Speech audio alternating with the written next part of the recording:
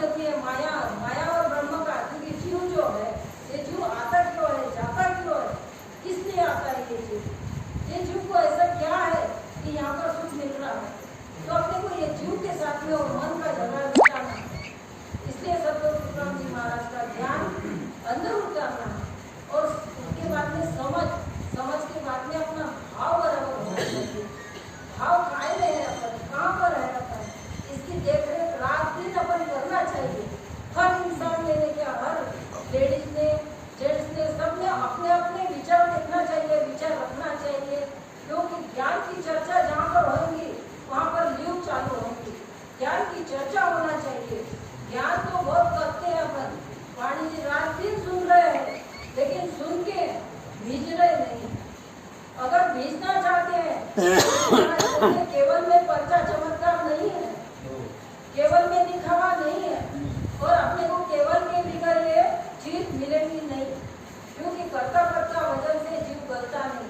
ये जीव बहुत भारी जीव है। ये कई जन्मों से ये करनी कर्म से करता करता करता करता यहाँ तक आया है, और जो ऊंची चीज मिलेगी है, और वो ऊंची चीज को हासिल करने के लिए अपने को ये गुरु महाराज की वाणी जी अपने सामने आई है।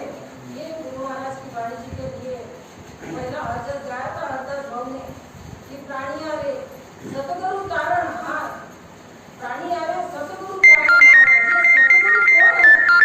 जब तक तुम्हारी खेत में ही कलाटा है तो सतगुरु कैसा कदम बन जाता आपके घर में? कलाटा तो खुद का खुद को निकालना पड़ेगा ना। तुम्हारा मन तुम्हारे पास में है, तुम्हारा जीव तुम्हारे पास में है, तुम्हारा आत्मचेतन तुम्हारे पास में है, सब तो सामग्री तुम्हारे पास में है। और पास में होकर सादर रखने की विधि नहीं है, और बाकी सब विधि है। क्योंकि परमात्मा को खोजना है तो अपने अंदर खोजना है, बाहर परमात्मा नहीं है। परमात्मा मन को भी जाना है तो ये सारा सामग्री अपन इकट्ठी कर ले, क्योंकि ये मन मिल जाता है। और ये सत्संगत का भाव जो है ये अपने कान अच्छे हो जाते हैं, लेकिन कान अच्छे होने से काम नहीं चलता ना। ये ज्ञान जो है ये हृदय में उतरना चाहिए। हृदय में जब तक ज्ञान उतरता नहीं है तब तक काम बनता नहीं है। क्योंकि ये कान से सुनते हैं, वापस जीव भाव में आते हैं, वापस संसार में लग जाते हैं। ये मुझे अंदर से बहुत पीड़ होती है, तड़प उठती है।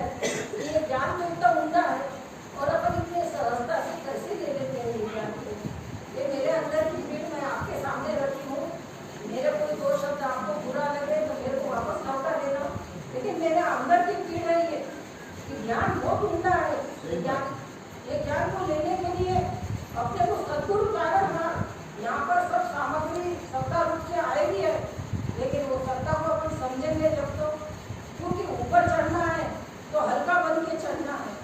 अरे भाई 13 पायरी 14 पायरी के ऊपर जाना है तो अपन एक गोरा पौधा लेके जा नहीं सकते ऊपर।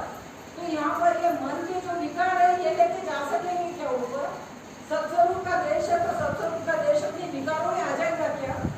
अपने अंदर के विकार कौन निकालेगा? तो गुरु महाराज बोलते भेद सहित ज्ञान घटावे, प्रेम भाव ने जो मन पावे, मोक्ष मिलन की यही उपाय, दूजी नहीं सृष्ट में भाई।